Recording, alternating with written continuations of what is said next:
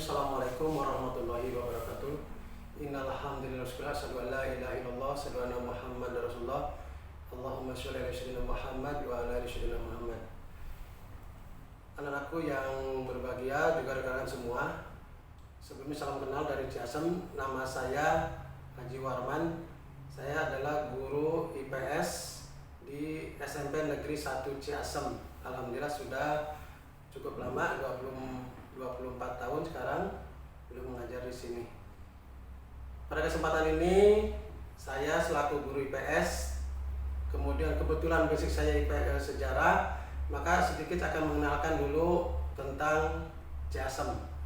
Mudah-mudahan apa yang saya sampaikan menjadi bahan atau masukan bagi yang lain untuk menentukan kapan lahirnya Ciasem juga barangkali diperlukan. Yang pertama, bahwa pada zaman purba atau zaman prasejarah, Ciasem sudah menunjukkan eksistensinya, dibuktikan dengan ditemukannya fosil, yaitu fosil kapal atau perahu bercadik yang ditemukan di tepi Kali Ciasem, tepatnya sekarang di wilayah Binong di Nanggerang. Dan di sana juga ditemukan manusia purba, manusia purba di situs Subang Larang. Ini menunjukkan bahwa Ciasem sudah masuk dalam prasejarah, dalam sejarah melalui kalinya. Jadi Kali Ciasem yang sekarang membentang di Kecamatan Ciasem ini itu sudah ada dalam sejarah sejak 2 atau 3.000 tahun sebelum Masehi. Kemudian sampai zaman Kerajaan Pajajaran, Kecamatan Ciasem masuk dalam lingkup wilayah Kerajaan Pajajaran. Tapi kemudian setelah runtuhnya Pajajaran, maka Ciasem kemudian menjadi bagian-bagian dari Kerajaan Sumedang Larang. Bahkan kemudian di Ciasem ini memainkan peranan penting ketika Kerajaan Mataram Islam, yaitu Mataram Islam, khususnya pada zaman ketika Sultan Agung berkuasa di Mataram. Kita tahu dalam sejarah bahwa Sultan Agung dan Kerajaan Mataram atau Jogja sekarang pernah melakukan serangan ke Batavia 1628-1629.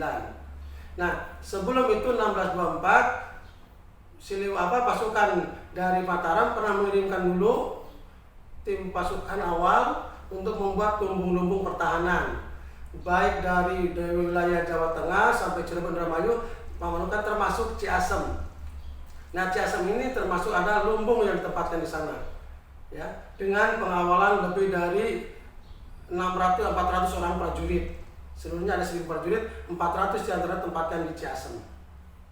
Sampai kemudian mereka gagal, menyerang 2 kali ke Jakarta gagal, tapi mereka kemudian bertempat tinggal, sebagian besar tidak mau kembali, maka mereka kemudian bertempat tinggal di wilayah Ciasem. Maka kemudian pengaruhnya apa? Maka pengaruhnya lingkungan wilayah Ciasem, mereka berbahasa budaya Jawa, walaupun disesuaikan dengan lingkungan. Jadi kenapa orang Ciasem Pantura itu berbahasa Jawa? Sebab mereka sebagian besar keturunan dari prajurit Mataram. Banyak sekali bukti-bukti itu. Kemudian zaman penjajahan Belanda, jadi ketika zaman penjajahan Belanda, ini pun Ciasem juga memerankan ada peranan penting. Bahkan ketika kita dikuasai oleh Inggris bentuk perusahaan dengan nama Pamanukan and Ciasem atau PNT. Dari namanya jelas, Pamanukan and Ciasem. Meskipun wilayahnya adalah wilayah Kabupaten Subang sekarang, pusatnya memang di Subang, yaitu di Simakarya. Apa yang peninggalan di Ciasem? Contoh yaitu ada perkebunan atau PT Sanghyang Sri.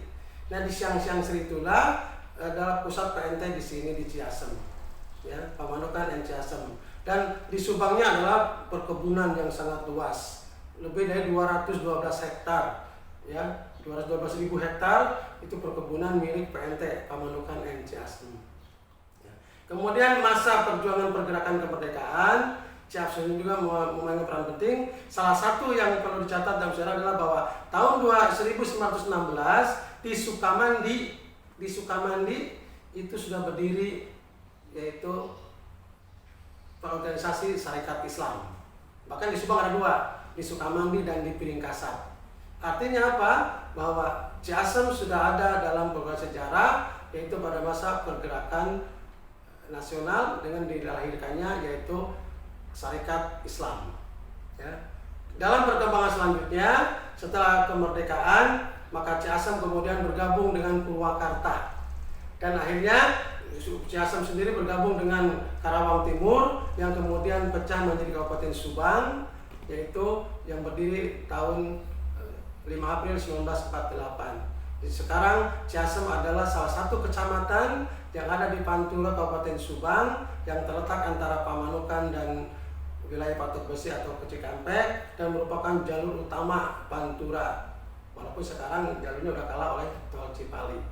Ya, itu barangkali mudah-mudahan sedikit pengetahuan bagi anak-anak tentang sejarah Ciasem khususnya dengan PNT.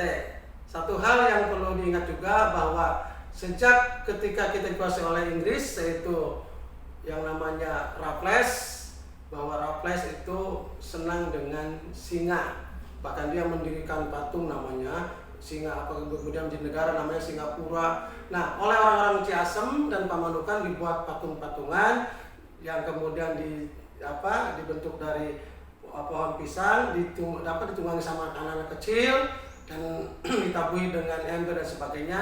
Yang itulah cikal bakal nanti seni sisingaan. Itu berasal dari zaman Raffles, yaitu ketika berkuasa di Indonesia, khususnya membentuk perusahaan PNT di Ciasem ini, Pamanukan Ciasem atau di Subang, dan Jasinga Bogor. Barangkali itu saja sedikit sekelumit tentang sejarah Ciasem.